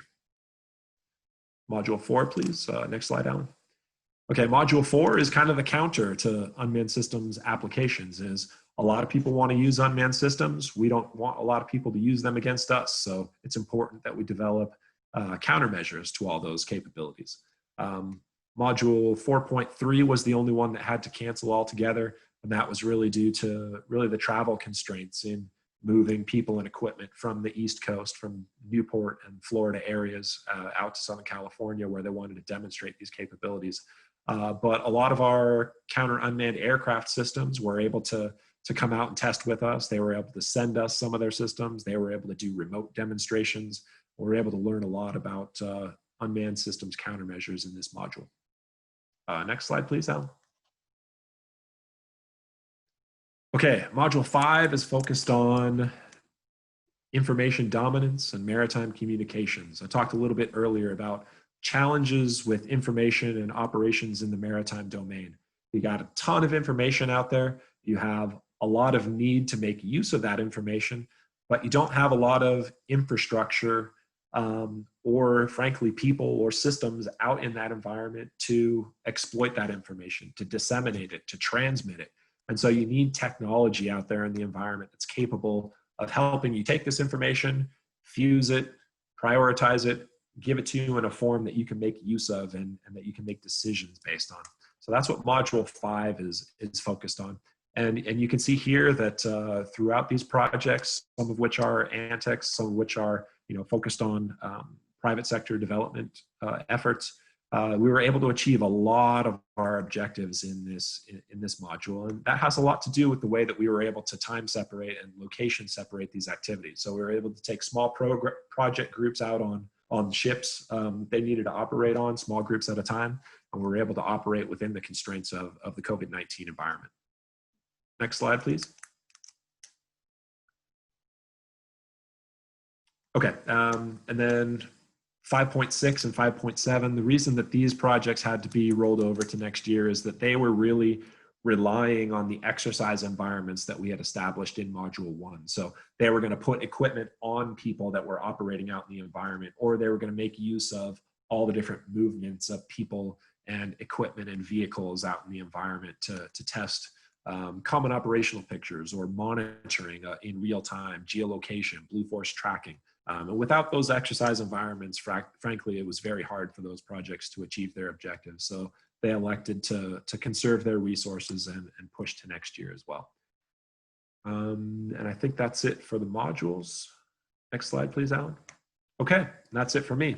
Any questions? I didn't see anything pop up in chat, but if there's any questions, I know Mr. Brahosky is with us to give us some remarks, but I think that we have the ability to leave the meeting open so that we can chat and address some questions more at the conclusion of our discussions.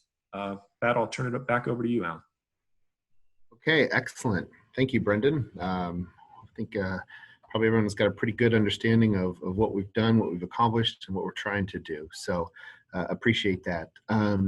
So I had mentioned previously that we have Mr. Vance Brahosky with us. He's able to join us now. Like I said, this really ability to do this program and align it as a coastal trident under the ANTX larger scale effort was really integral and under Vance's leadership back in 2018 when he joined the command and kind of saw what we were doing and looked at the bigger NAVFAC enterprise. So again, I really appreciate, Vance, your help, your support, your leadership here, and we'll hopefully turn over to you. Thanks for joining us, and looks like you're unmuted and we got your video, so it's over to you, sir.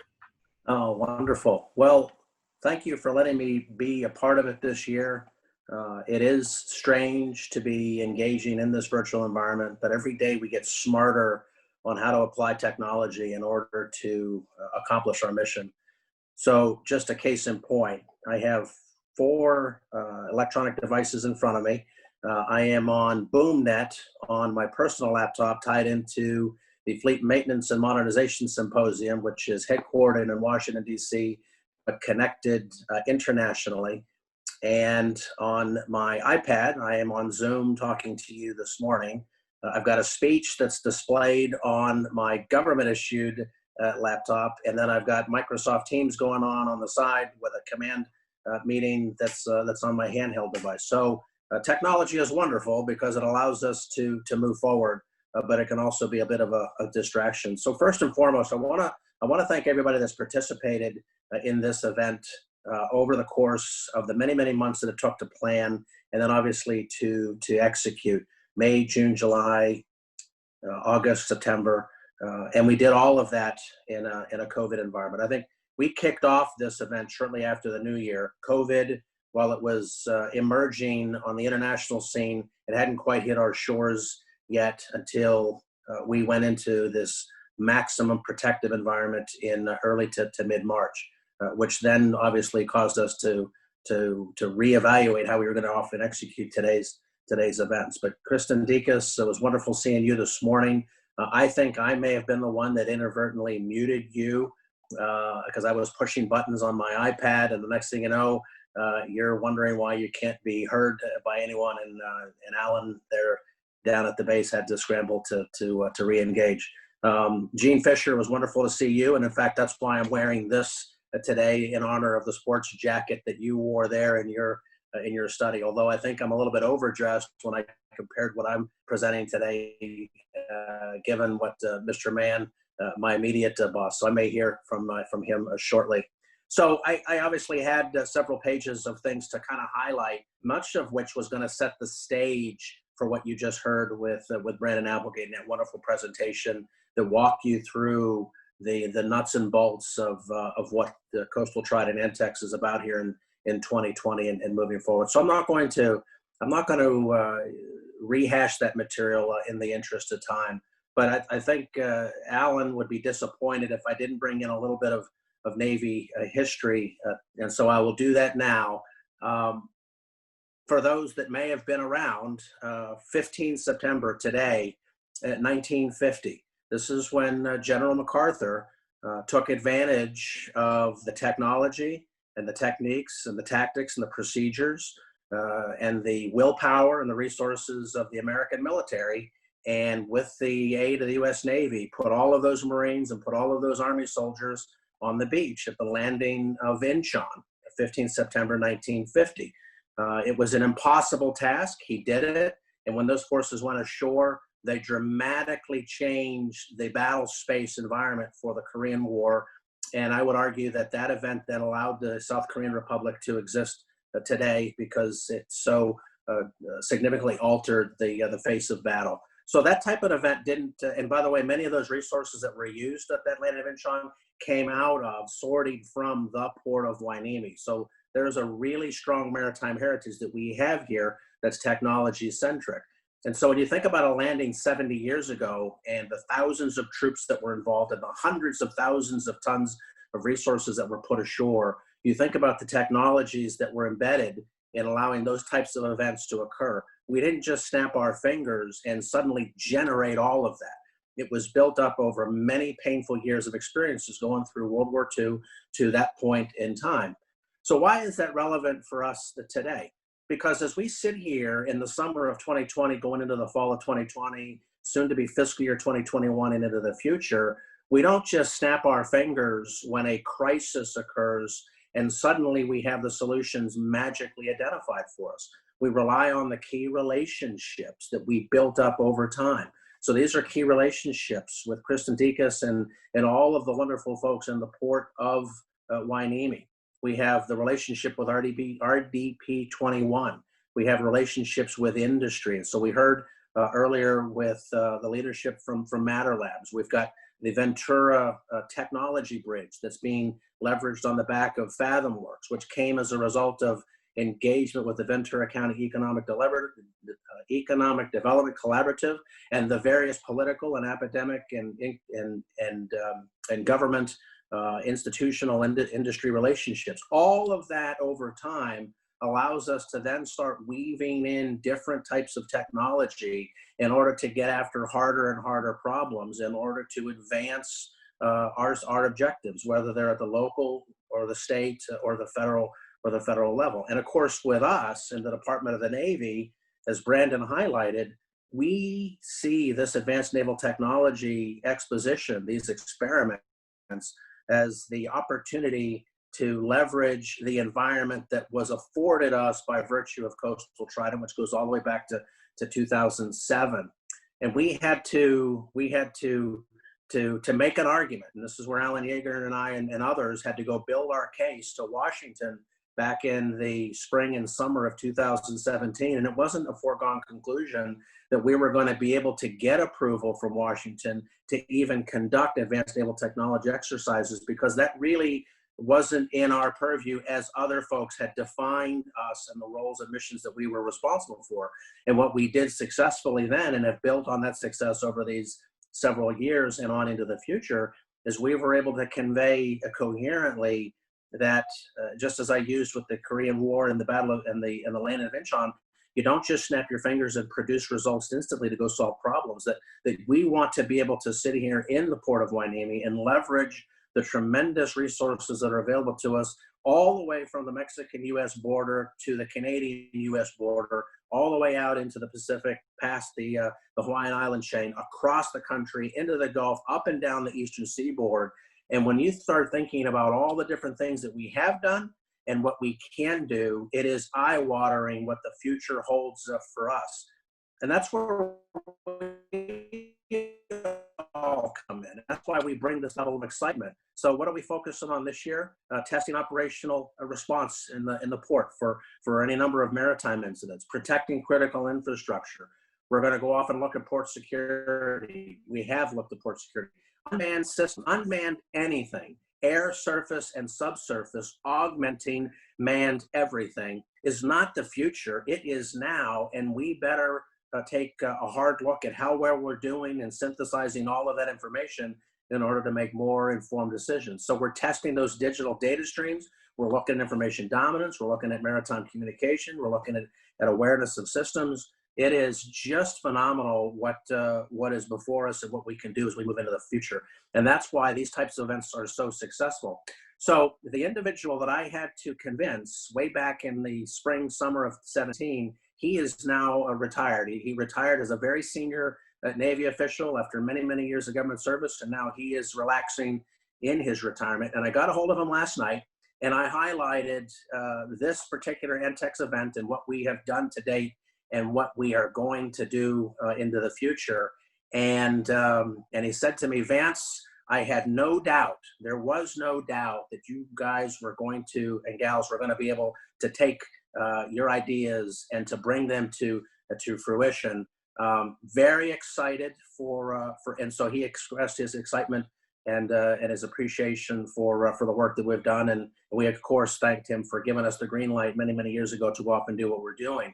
So I close with this. So none of this is a given, right? Every day we have to work hard at the collaboration, the relationships that we've built to maintain and strengthen. The communication is so essential in the oral and written word. Engagement, physically showing up to participate and move things forward. Recognizing with dignity that everybody has a voice and that those voices are equal in terms of ideas that are presented, and that we look at those ideas and we synthesize them and we move forward based on the resources that we have available to us. That all of that teaming, all of that collaboration, all of that focus to meet multiple objectives at local, state, and federal, that's what this is. That's what this is all about. And the future is bright. And I just want to thank all of you for participating and for contributing and for helping to move this forward. And with that, I yield back the balance of my time to you, Mr. Alan Jaeger, as the exemplary master of ceremonies that you are today. Over. Well, thank you, Vance. Appreciate it. So it's always great to have some perspective. And, you know, when we talk about the challenges of figuring out how to mute and unmute people to keep in perspective that there are men and women out there, you know, doing the important work and have done the important work that is actually the hard work. And we're honored to be able to support that in whatever way we can. Like I said, thank you, Vance. You know, under your leadership, under leadership of our Chief Technology Officer, Mr. Greg DeVogel, who we'll hear from on Thursday, Brendan and I are always pushed to, as Vance says, go big, go bold, or go home. And so we haven't gone home yet, Vance. So we're going to keep going. So anyway, I think that pretty much wraps up our agenda for today. Haley was going to put up the agenda for tomorrow. We'll leave it open with any questions you might have or discussions. We'll keep the line open. And otherwise, we look forward to you joining us tomorrow, 9 a.m. Pacific time. We're going to go through kind of highlight some of the research efforts from our university partners. If you don't know, our command in the Navy has some really great relationships on the research side with universities, both here locally, Cal State University Channel Islands, San Diego State University, as well as UCSB and State University of New York, Buffalo. So some really interesting and exciting research that's been happening in the background. We want to invite those professors to come share with. And then we'll jump right into a lot of the really cool technologies that have been featured that Brendan talked a little bit about with the Coastal Trident program, and give them an opportunity to tell their story, highlight what they did, what they learned, and what the plan is going forward. So that's our plan tomorrow. I think that pretty much wraps up. Brendan, unless you have anything else you want to add, I figured we could keep the line open for any last minute questions or advice anyone needs.